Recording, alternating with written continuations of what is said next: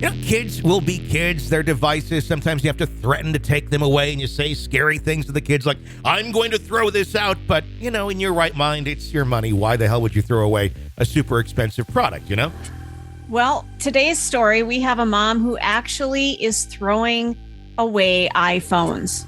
And then wondering, why is this getting so darn expensive? My crazy family. My crazy family. Welcome to the program. Thank you guys for listening. Be sure to press subscribe wherever you download podcasts. You don't miss any episodes of the show. And hey, we also are giving you a chance to win a $500 Amazon gift card, right? Yes. Hey, hang on. I have to find my sheet. I don't have my sheet in front of me. I am not prepared. A $500 Amazon gift card, right? I have it. Yes. A $500 Amazon gift card. Just like you said, all you have to do is go and give us a review of our podcast. Take a screenshot of that and send it to contest@crazyfampod.com. And by Christmas, you might have a $500 Amazon gift card in your pocket. Yeah, check that out and help support the program. Let other people know that that we exist. Other podcasts would edit all of the mistakes and everything out. We don't. I leave them. It sounds more real. I hate there's certain podcasts that should be very produced, like This American Life and things like that. It's tight. I like that type of format. But when you're live and like this, no, it's real. It's how we do. And we come from radio, so we are used to things being live. And if you fuck something up, there it is. No going back, kids. No going back. Especially if you say fuck on the air. There's no going. You can't say fuck, which is why I say fuck a lot.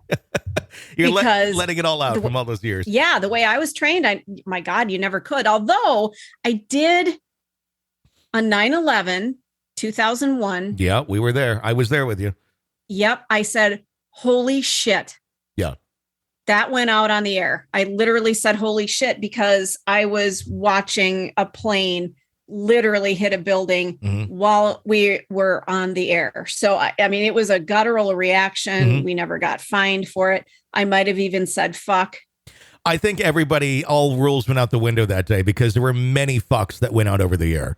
And it wasn't even necessarily us. It was the live coverage where everybody was just showing it live. And everywhere you went and you were getting crowd reaction is like, fuck, oh, fuck, holy shit. Like there was so many swears on the air that day. The FCC couldn't have kept up with that. And there was no reason to. That sort of a situation. It's like, again, if any day calls for it, that called for it. And that was spooky. Watching all that and doing that very day. I had another point I was going to go to, but it completely slipped my mind. But maybe it'll come back later. It will. It'll come back. The craziness that we have going on today looks rather interesting. And one thing I've noticed is we're talking a lot about mother-in-laws. They are just a problem. They really are. There should be a class when you become a mother-in-law, like here's how to be a good mother, like parenting class, but for being a mother-in-law. How not to be crazily jealous and ruin your son's life. I absolutely agree. So our first story goes as follows. I had an emergency C-section recently. This is our first child and also the first grandchild for both sides. My son had to be admitted to the NICU due to being a preemie and stillborn from the umbilical cord not getting enough oxygen to him. Before I could make a post on Facebook just to announce the birth of my son, my mother-in-law had already made a post and was giving information that my husband and I didn't want shared yet. And also, it was not accurate as to what was going on. He had a talk with her about posting, and she claimed she was sharing it to get prayers for him on Facebook, but there was no reason to go into that detail, and she could have just asked us. Luckily, she apologized and hadn't posted anything about it since. Well, fast forward a few days, they come to see him in the NICU, and she wants to hold him. I respond saying she could, but she would not be able to kiss him. Her response was, well, that's going to be really hard for me, but I guess I'll have to fight the urge. Come to find out, my husband told her 2 days earlier when I wasn't around not to kiss him, and she didn't say anything to him. Now that our son is home, it seems as though she's really preparing for their cramped apartment for him to stay there. we do appreciate them being able and wanting to watch him. However, his mom told him that if we need to watch him more than one day, we need to pay them, and that she will charge us a cheaper rate than at daycare. How nice of mom. I am personally not okay with that. And with 4 people and a dog living in an apartment, he would have to sleep in the living room. My husband is putting off talking to them and setting boundaries, but I am at my limit. Why doesn't she just give her like a coupon? Like, and here's a coupon book for having him stay with us. And you can use this is a buy one, get one. This is this is a 30% off, but it can only be used on Wednesdays and Thursdays. Right? Just God. Well, and the whole posting on Facebook, we've had stories like that before where, woman doesn't want her kid all over Facebook, but the mother-in-law is putting the kid out there. And I feel like with social media, older people, and I don't want to categorize and generalize and stereotype here, but I don't think they understand Facebook and social media and boundaries. I don't. Well, take social media out of the equation. I think most of these people who post things like that don't understand boundaries in real physical life either. No, that's a really good point. I think I had talked about it in one of our previous podcasts that I had been out hiking and took some, I thought, beautiful pictures, and I posted them on Facebook. There were no people. It was just like a gorgeous rock that I had found in a creek, things like that. And my mom, who doesn't understand Facebook, she had seen the post and sent me just this horribly depressing message. Like, I'm really concerned about you, that you're alone and you're, out hiking in nature. And it's like, what? Mm-hmm. I wasn't out alone hiking in nature like I am depressed and trying to find a cliff to jump off of. I just didn't put people in the post because I'm trying to respect boundaries that, I don't want to put somebody on Facebook that doesn't want to be on Facebook. So I took a picture of a rock. Mm-hmm. I think there's something okay with boundaries, and I've been to some family events where there's somebody who is so camera happy. And I'm like, I don't know how you feel getting out of radio. I don't want people taking my pictures. I just don't. I had enough of that shit. Yeah. I've turned around from it. At first, I didn't like it. And then getting into a good, healthy, happy relationship where both of us enjoy documenting our times together and what we're doing with the kids so we can look back someday and be like, this is really fun. We don't just like snap pictures of each other left and right. It's a lot of us with the kids. And if it's me and her, we'll, take a couple and then find one that we like best. But we take a lot of pictures now and I enjoy it. It's because I feel it's different than radio. But at the same point, I post them on my Facebook page. We have a lot of listeners over there. So I think in some ways it's neat because it makes the audience and our listeners is more of a connection there. And I can kind of see their comments back and forth. But I don't know. I've kind of not worried about it that much and just throw stuff out there because. Well, and you both are in agreement. You're both okay with it being on social media. Yeah. It's different when somebody is like, I don't want my picture out there. Exactly. I feel a little insecure about maybe my weight or things like that. Or you're taking shitty pictures of me. I don't want that out there. Exactly. Yeah. Where there's just shitty pictures left and right. I would say this about the mom and the post. I think social media has allowed us to see just how narcissistic some people in our life are, where in the past it may have been, they acted like this, but you can never quite put your finger on it unless it was like a really big disruption that really was obvious. Now it's like the catnip to narcissists where they're so narcissists are funny because they think they're being so smooth and that other people are not on to them. And unless you're close to them, a lot of times you're not. But there's so many telltale signs of narcissists. One of the biggest, I would say, is the mothers who go online and post, please pray for me, pour this person in my life, pour this or that. And it's really not big things. I mean, I get it if someone's dying of cancer or there's legitimate, please send prayers. Like an accident. Yes, that I'm not. So don't anybody get me wrong thinking I'm saying that that's narcissistic. No, it's more like somebody has a slight cold and you're going to tell everybody that they have COVID and they're near death. Yeah. I've seen that done with a former mother-in-law. It did not surprise me at all. It wasn't COVID. And but never corrected. It's like once it's out there, that's the fact. And it doesn't really matter because it's not even the fact that the person has COVID or doesn't, or whatever the thing that they're posting about.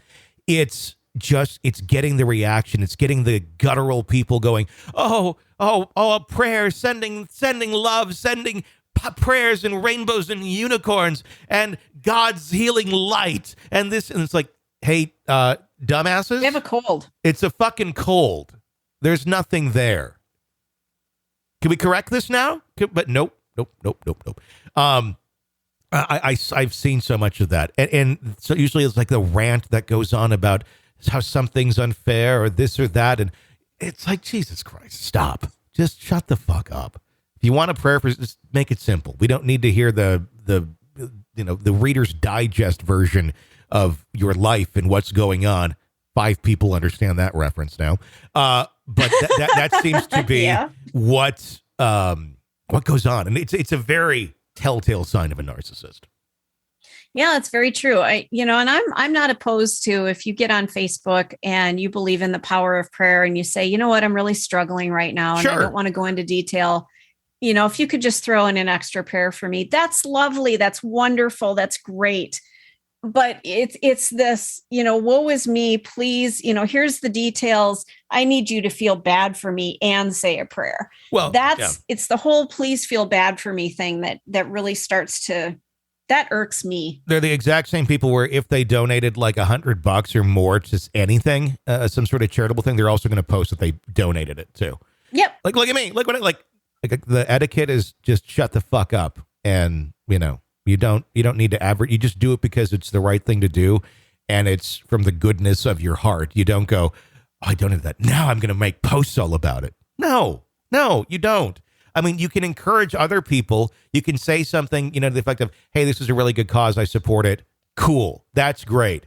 Not like I just dropped, mucho dollars on this or that. And it's like, okay, thank you. Well, you're trying to flaunt, hey, I've got money I can donate, Yeah, well, it's especially funny when people that don't have it are trying to flaunt it too. It's like, really?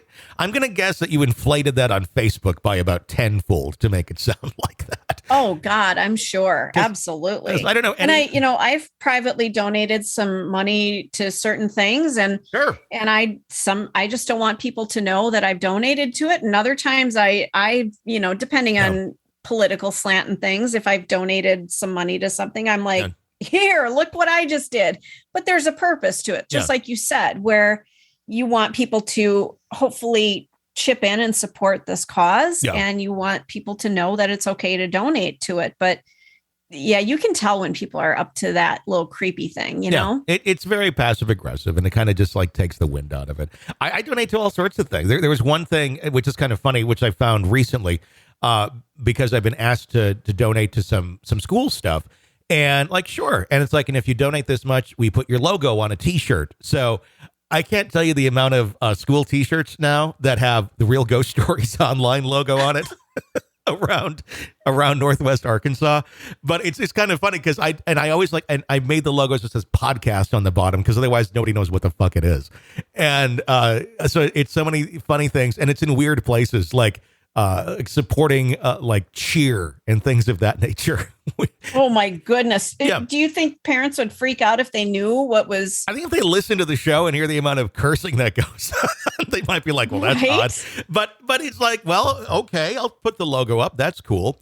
But I never asked for it. It's just like, hey, you did this, you get a logo up. I'm like, oh, why not? Anybody else who has a business does it, so I might as well. So I'm like next to like Bill's Construction or whatever else is local that's, supporting their kids just like I'm doing. And then it's Real Ghost Stories. I'm like, okay. I mean, at least that or like true crime. Maybe I'll mix it up and put some of the other shows on there, like My Crazy Family. We should put that one on a t-shirt for kids. Oh, we get a ton of hits from school kids. Yeah. Like, oh my God, my parents insane. Yeah. Yeah, I don't know. We'll see about that down the line. I should mix that up, but it's kind of funny. I remember I wanted to ask you earlier when we were talking about 9/11 and all the fucks that went across the air. Not literally porn, but saying the word fuck. Have you ever said that on the air accidentally? Hang on. You mean where I thought my mic was off and it wasn't? Any way, shape, or form that the word fuck came across the air? Yes, I have. And it's funny. I was talking with somebody about this. I wasn't referencing fuck, but the fact that I was in a hot air balloon and the pilot, he wasn't from this area. He was from Albuquerque, I believe. And he took us, I think they call it a dip and run, where you're in the balloon and you're coming down at a slant toward water. Mm-hmm. Like intentionally, you are going to dip the basket in the water and then hit the burner really hard and pull out of the water. So it's a dip and run. And I'm live on the air. I'm in this balloon and the pilot is being funny. And we go in for this dip and I didn't realize what was happening. I had no idea what a dip and run was. So I'm like, hey, we're getting kind of low. We're, right over Lake Wausau. Mm-hmm. And, I'm like, hey, we're getting really low. I mean, we're like feet from the water. What's going on here? And all of a sudden we hit the water and you're supposed to just lightly touch the water and then take off. Uh-huh. Well, he didn't hit the burners right away. Oh, God. And we start taking on water because it's a basket. Yes. And we're starting to sink and it's tilting and I'm getting drenched. I've got, company remote equipment in the fucking basket. Yeah. That's getting, and I grabbed it and I'm like holding on to it. And I went, fuck. And he hit the burner. And if he had been just a millisecond later, we would have sunk. Oh my God. We somehow got out. And you know how heavy water is. Yeah. I can't believe we got out of it. I am drenched up to my boobs. Oh my God. And I had no idea that we were going to do this. I had my expensive Doc Martens on. Those are fucking wet. I was livid. So yeah, I did drop a fuck live on the morning show. The good news is, my partner said he didn't hear it because the burners were hit so hard. Oh, good. Okay. So I think at the exact moment that the was coming out of my mouth, he had hit the burner and it just drowned it out. Thank God. Like, holy fuck. And yeah. But yes, I guarantee that fuck came right out of my mouth on the air during that moment because I thought that we were going to die. Was this an inexperienced pilot or something or what? No, he was very experienced. And I think he was just being an asshole. Oh, because you're literally the bottom of the basket is supposed to grace the water and then take off again. Yeah. Like just enough that you're not getting any water in the basket. And somehow we hit the water hard and all this water splashed and I think he hit too hard and he didn't hit the burner soon enough to get us out of the water. And we just started taking on water like the fucking Titanic. Oh my God. Well, yeah, I would probably be in the same boat, but I think I would have been saying many more and I would have been fired really quick because I don't think I would have stopped saying it. Yeah. And I was not happy after that. And, it was a great morning show bit. Yeah. We went over the highway and people saw us as they were on their way to work and people are calling into the show like, I see her. Oh my God. Yeah. And I was so angry. I was so mad. Well, there you go. I did what I had to do, but I was furious because it was cold. It was early morning. It was like 6 a.m. Mm-hmm. I was freezing. I wasn't dressed for this horrific experience. Yeah. So yeah, I was mad. I was a good sport on the air, but after I was a wet hen. I was stomping around in my wet Doc Martens. I was so angry. That would have been interesting to watch afterwards. Just like get that on video. Like, well, look at her. She looks like she's having a great day. I did. Yeah, a little 5 foot, angry little person running around. Who's the angry midget over there? That seems. Hey, now. Not that there's anything wrong with it, but no, I am just a very small woman. That's all. But ma'am, when I get pissed, I am fucking pissed. Yeah. Yeah. I had that cubicle by you for quite a while. I remember several days. Yes, you did. Deep breath over there. Can I get you a water? Just have a little squirt gun. Yeah, exactly. I did it once. And I'll kind of reenact how it went. It was my first radio job, my first station. And we ran the show Delilah at night, which is the love song. Hi, it's Delilah. Love someone tonight. And then she plays love songs and dedications. Yes. So it was, we ran high school sports on the station, and we had to catch getting back into Delilah at the top of the hour, which means like 10 o'clock at night on the hour. So I'm kind of back timing songs and waiting for it. And I think I got it right, like down to the second. So song's ending. My mic is still potted up and on from doing a legal ID. So it's like, Sunny 97 WFDL, Lamira, Fond du Lac, Oshkosh. Now back to Delilah on Sunny 97. Song ends. Dead air. Potting up Delilah, which the satellite's supposed to kick in. It's not. Nothing's happening. Dead air. Yep. And I'm waiting. Where the fuck is Delilah? Hi, it's Delilah on Sunny 97. More your requests coming up next. You know. That's how it went. Where the fuck is Delilah? And then boom, it kicks in. Oh, how many calls came in? Well, I didn't answer the phone. Right. I just thought, well, if I don't interact with anybody, that's nobody that can call in tomorrow. And I got away with it. Nobody said anything to me. Nobody ratted you out. Nobody ratted me out. Nobody, I don't know if nobody caught it or what. So I'm sure people listened that caught it, but nobody called. Nobody from the station heard it, more importantly. But I thought I was done. I was like 14 or 15 at the time. And your heart is just fucking pounding in your chest. I don't think I slept well that night. I was very fearful of like, what are the repercussions going to be for this one? Well, and the repercussions are big. The FCC really, really frowns upon the word fuck and shit. Mm-hmm. It's the whole 7 that George Carlin talked about. Mm-hmm. You cannot say those on air. And if anybody catches you over, the airwaves, you're fucked. Yeah, you are. But no, never got caught. It was clear as day. It wasn't like, oh, I accidentally left my mic on and music is playing. I've done that like a gazillion times. Yeah. I don't think I said fuck, but you're talking, music's playing on the radio and your mic is still on and you don't realize you're like doing a call. It's like, oh yeah? What's going on? Yeah, you can hear it in the background. You're going to do a break here in a few minutes from Meshwan Ford, and right after that song. You're not fucking listening? What the fuck? I fucking hate Michael Bolton. Oh my God. I hope Michael Bolton gets in a horrible fucking hot balloon crash, dies, and his parts are spread out over the desert. Fucking Michael Bolton. That sort of thing. No. But I like Michael Bolton. I don't wish ill on Michael Bolton. No, I love him too. But yeah, that's exactly how it goes. And then people are calling in going, your mic is on. We can hear you. There's noise behind the song. But yeah, that would happen quite a bit. But I don't think I ever swore or got caught swearing in those situations. Luckily. All right, what else we got on family stuff today? Oh my God. Yeah. Enough talk about our radio family. That was dysfunctional enough. Okay. I have been living with my fiance's family for over a year now, and his mother and I barely tolerate each other.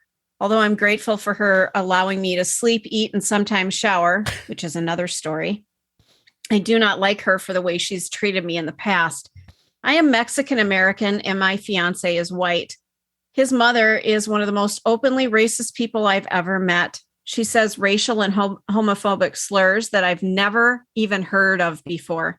I'm not allowed to cook in the house because my Mexican food disgusts her and smells bad to her. I completely stopped eating in front of her, so she won't say anything about my traditional food, which I don't even cook or buy anymore due to this. She said my future child will look like an N-word as a joke. Oh, my God. Goes on. She joked about my partner also becoming an N-word because I've exposed him to my food, language, and culture. She has now stopped making jokes like this to me since my fiance talked to her about it a few months ago, but I know her thoughts haven't changed about it. I hear her in the other room every now and then making comments. My family lives in another state, and although he and I would love to live with them, my fiance's career is here and we can't leave. The part that's bothering me is that my fiance wants to buy a house here and raise a family here because it's cheaper, but his whole family has made me feel othered and distant from my culture and family. My fiance thinks I should just ignore my mother-in-law when she says these stupid things every now and then. He thinks I'm being petty at this point because she's no longer saying the insanely racist things to me that she used to, but I'm not able to get over it. No shit. Well, no, I mean, no one, I mean, if anyone is saying that to begin with, and they're okay, I'll stop. It doesn't mean they've changed. It just means they had enough sense to shut the fuck up. But the thing is, it's still in them like that. You don't have a lot of moments of clarity or any sort of like, oh, wow, I've seen the light. If that's how you are, it seems to be how you are. There's something not functioning right enough in you that you seem to have this hatred towards a large group of human beings. Yeah, you got to get the fuck out of there. You can't live in that environment. You're exactly right. That's not you shouldn't be living with her to begin with. I get, maybe there's some sort of situation where you had to do it temporarily. Get the fuck out. There's many ways to get the fuck out of there. Live at least in a different building, a different structure, because that's insane. That will end up ruining your marriage at some point if you don't escape that, because your fiance is in the middle of that, and he should be on your side, and he should be saying, look, we're out of here. We're not doing this. Don't just ignore it. No, fuck that. You can't, and it may be to the point where they're going to have kids at some point, maybe, and so these kids are going to be half Mexican. I'd be afraid to allow my kids to be around this mother-in-law if she has these views. It's so fucked up with people sometimes what they view as socially acceptable. And I'm guessing a lot of it has to do with the people that they normally surround themselves with. And if those people openly talk like that, there's so many people that are so in their bubble, they have no clue that you can't just say those things out loud in other settings. No. I mean, you shouldn't do it, period. But there's a level of cluelessness and dumbassness that when I see that, I'm just like, I have no desire to be friends with you any further. And it's done. There was a couple that we had been doing some things with last year, and they seemed nice. They were, okay. And we were out to dinner as a group, and we went to a Mexican restaurant, and the guy starts making these horrible racist jokes about this or that. And we're just, oh boy. And it's insanely uncomfortable because directly across the table is me and my girlfriend, who she happens to be Hispanic. She's Spanish and she's a ton of other things. And it's like, what the fuck? It's like, how at least directly in front of you are some friends who are of the group that you seem to be making these horrible jokes about. What the fuck is wrong with you? Was there at any point during the joke where like he stopped mid-sentence and went, uh-oh? No, just kind of kept going. And he's a fucking dope to begin with. I mean, just a definition of a dope. And wow. And it was just like, oh my God. And we just kind of sat there because, it's not the point where you're going to make a big scene. And, what's the point? You're not going to convince anybody. You're just going to make everybody more uncomfortable and just got to get out of there. And you still got to kind of see these people. So we're just kind of like, uh-huh. And then when we left, we're like, what the hell was that? Wow. Like, what the hell was that? And so how did you say something to the guy, or did you just kind of fade off into the The wilderness. We faded off into the wilderness. It wasn't worth it. He's one of those dopes that, he thinks he'd probably try and pick a fight. He's that. It wouldn't be like, oh my God, I'm sorry. You're exactly right. It'd be like, fuck you. It's that kind of a thinking. If you want to go, and I don't really like the word toxic masculinity because I think it's overused. Right. And I think there's a healthy version of masculinity that is good and healthy for everything. But if you want the definition of it, he's it. Where very chauvinistic, very everything, and just poor decisions left and right throughout life. And so it's not surprising that someone thinks like that when they're such a dope. But it was just like, oh my God.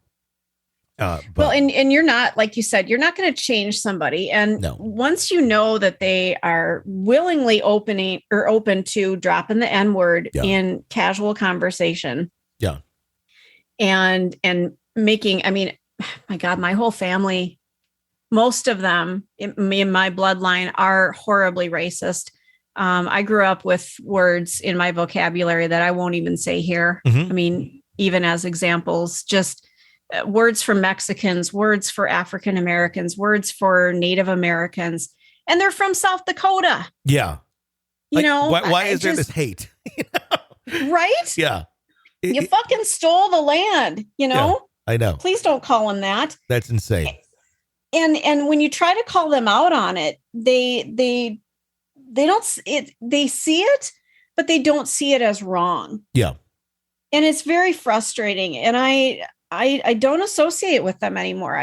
Because every other sentence is about. Well, you can't. If someone's like that, then you start to notice every other thing in their personality that's fucked up too. And you're like, this is really an unhealthy individual. And you're not going to swing him back. So why put the effort there or the frustration that it's going to cause you to try and correct this person's horrible way of thinking and behavior? It's like, just let them go and sink their own boat, because eventually they will. They're going to get themselves in a situation where they'll burn their own house down. So I want nothing to do with these people. And, and that's kind of how it's been for the most part. But it's just like, it was such a cringeworthy moment. And you just don't know what to say to someone at that point, because everybody's being, just hanging out. We're having dinner, and what the fuck? But the fact that that's in someone's vocabulary, or that they have the audacity to say that out loud in that sort of setting, it's just, it blows your mind. Well, and it's really funny. One of my relatives was talking about the horrible quote unquote lazy Mexicans while eating a fucking taco. It's like, would you like to take a look at who's doing the hard work and the hard labor? I can tell you, it ain't your white 18-year-old son who's over there playing PlayStation all day, thinking he's going to be a professional gamer. It's these kids over here who are working their ass off to get somewhere in life. And it's fucking insane. If there's any group of people who works their ass off, it's those folks. And that's traditionally how America has always been, which is always interesting, where the immigrants that come in that are trying to make a life, hardest working people in the world, because you have to. And then usually as it generationally continues, then you start to see those children and the children after that start to work less because things have been more established, which is where we're at right now, I think. That's why we have so many entitled white people and white kids, because they don't know, what it takes to get shit done or to make a dollar a way that involves physical labor or more than pressing a button or something stupid. And so you see it kind of decline, and then it is a cycle. It's a weird cycle that goes on, but it does make sense too, because you have to make ends meet, and you see that with many immigrant groups, and why we're in such a state of anti-immigrant is insane. To me, it's like, how about more people? Because clearly the people who've been here for a lot of times don't want to work right now. So nobody wants to be, doing some of these jobs. Yeah. So let's bring them in, take all the jobs of the people who don't want to take them, and then they can all complain. They took all the jobs. Well, guess what? You sat there and you refused to take them. So all the business owners said, we need people. So this is what we're going to do. So unless you want to get off your ass and work too, then sorry. It's just. It makes your head just swirl around. I don't get it. Unless you want to do this job, shut your yap. Yeah, there's just, it's fucking insane. Okay, we got another one. I've been looking forward to this one here. I know you have.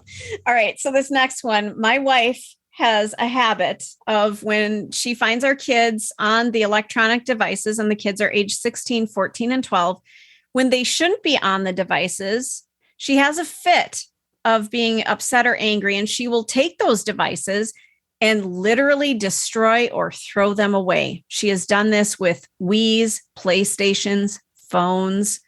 The kids have computers for school, but she throws them away and then says it's their fault. I'm on remote assignment away from home, and it disturbs me when she does this. She says it's the rule of the house. I've spent a ton of time setting these machines up. I asked her to at least call me first so we can discuss it and talk about it, but she refuses. She costs me about $800 every time she has done this with the computer. She has thrown away Harry Potter books because they are considered witchcraft. These weren't even my daughter's books that she threw away. So I had to buy new books to replace them for the owner of the books. Well, 4 months later, after throwing the laptop away, she sends me a message that she needs a new laptop.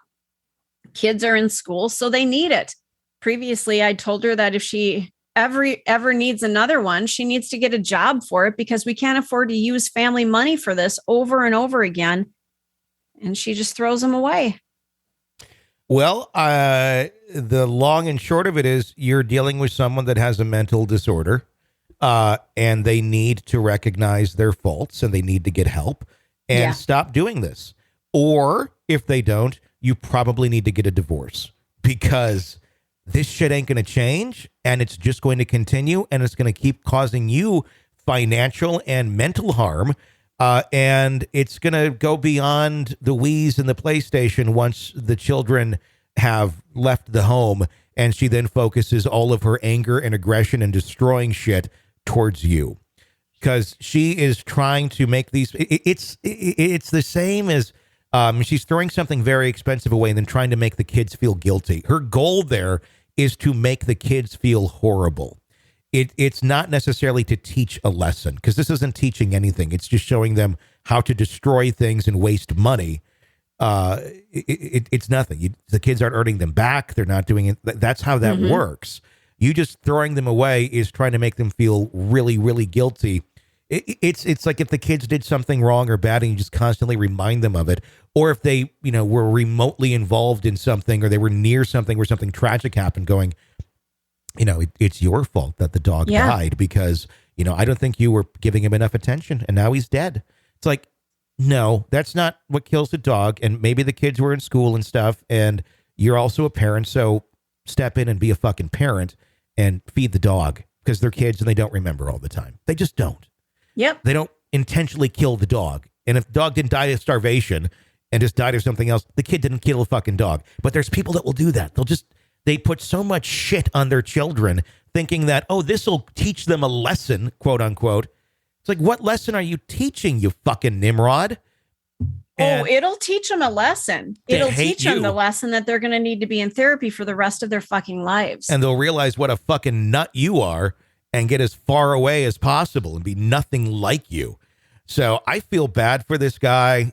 It sounds like he's kind of treading water, which is what I did for too many years. And you just kind of like, this is not right. This got to do this. My ex didn't throw shit like that. Well, I take that back. There was a couple times where things did get destroyed. And it was like, why did you do that? But there was, it's insanity. And it's a disorder. It holds incredible power over somebody if, especially a kid and their electronic devices, that is an extension of themselves at this point. Yeah. Especially if they're really good at these games. This is something where they exhibit their talent. The phone is an extension of their social network. If you're destroying it, you are trying to take away a piece of that child. So it's not just the electronics that are being destroyed. It's the message that's trying to be sent as well. Yeah. I mean, it's very extreme. And just because we didn't have them at that time doesn't mean that you can just get rid of them. You don't understand the concept if you're not realizing what's going on. Teach a lesson, take it away, ground them from it. Do that. That's okay. But set clear standards so they know how to earn it back and how to correct the behavior. You're not correcting any behavior by just throwing it away. You're making them angry. There's no potential to get it back, really. And guess what? The behavior is just going to continue somewhere else if there's no incentive to earn that thing back. Well, you're traumatizing them. And you're traumatizing them, yeah. You're not teaching them anything. You're just hurting them. No. And they'll repeat the cycle. Scaring them. Yeah. And either there's two options. They're going to do the same shit you did to their children and just continue the cycle of insanity, or they're going to get as far away from you as they fucking can. Yeah. It's going to be one or the other.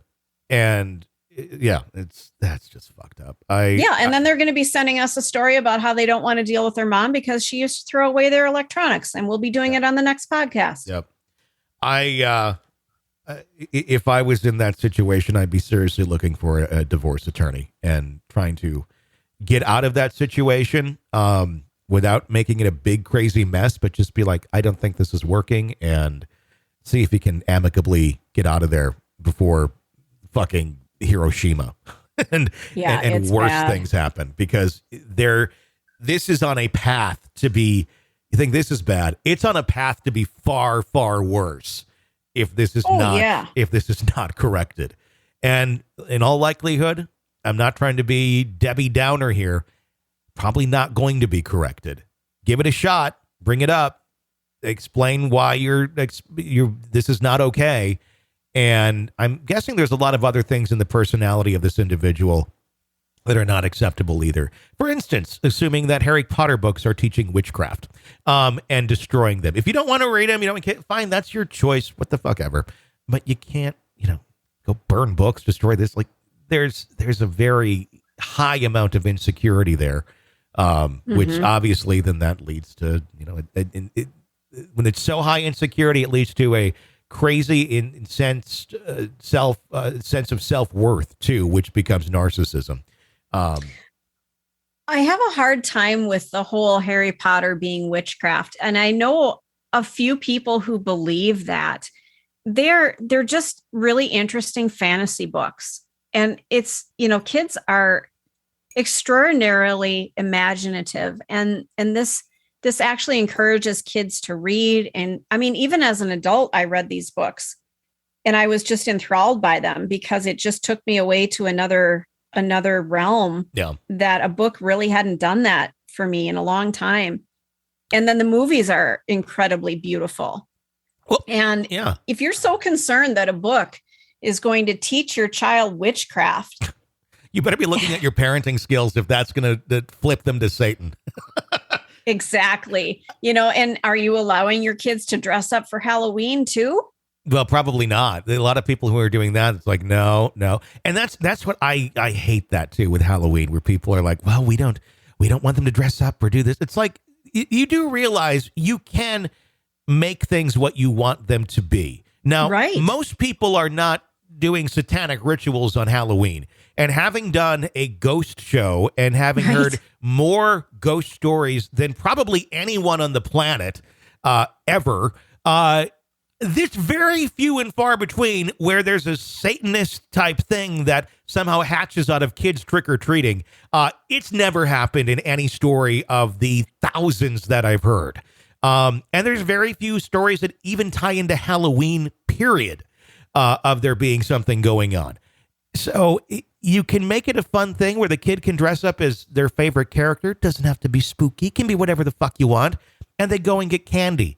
And they play with other kids. And they enjoy this kind of social dynamic that we have in our country as a tradition of going around and doing this. And I can guarantee they're not thinking of worshiping Satan when they get home and they're counting how many Snickers they got. That's you. They're wearing a princess outfit or they're dressed as a pirate. And the parents are now getting involved in Halloween when they're taking the kids out. Yeah. They're drinking as they're walking down the sidewalk and talking to other parents. It's become a real bonding evening. If you're sitting there in the corner and you're shaking and scared that the extra Kit Kat is going to turn your child to Satan, you need some help. There's some other things at play here. It's not the kids. It's you. And that's not okay. I mean, don't participate if you don't want to, fine, but then don't make it like, oh, it's Satan's holiday and this or that. And someone will say, well, if you look at this or that in like times of, 1700s or something, sure. But if you haven't noticed, it's 2022 and we're not leeching people anymore when we go to the doctor. So there's a lot of things that have changed and progressed, and sometimes meanings of things have changed and progressed too. So stop traumatizing your kids by making everything about Satan. Like, yep. It's just not. You're making them only see the negative and the scary. And the world doesn't have to be that way. Are there places and things? Sure. But Jesus, fucking enjoy some of these times that you can have warm, happy memories with them. But yeah, there's so much wonderful stuff out there, and we just got through a pandemic. Can we just have some joy? Can we just have something that makes us happy and makes us smile and laugh and just feel good? Can we just fucking have that? Nope. Please? The joy police do not allow for that. The joy police guess not. Are there. And the more I think of it, and I've never been one where to be like fake news, this or that, but certainly every network does have their slant on whatever. If you want to go here or there for whatever your slant is, go there. I've yet to find one that seems to be like fairly actually balanced and just giving basic news. But I would say the joy police is essentially news media today. I agree with that. I respect most of the media. Yeah. I think they're an important part of our society, but I think you're right. They will squash your happiness just by turning on the TV. You're going to get far more clicks by squashing happiness than you are by talking about something good. So, yeah, it's a fun time that we live in. All right, that's going to wrap up today's episode of My Crazy Family. If you have a crazy family story, we want to hear it. Write in. crazyfampod.com is the website to go to. Or you can also call in and share your crazy family story with us. 833-CRAY-FAM, 833-CRAY-FAM to call in and share that digit-wise. It's 833-272-9326. Until next time, for all of us at My Crazy Family, I'm Tony Bruschi. Thanks for listening. My crazy family. My crazy family.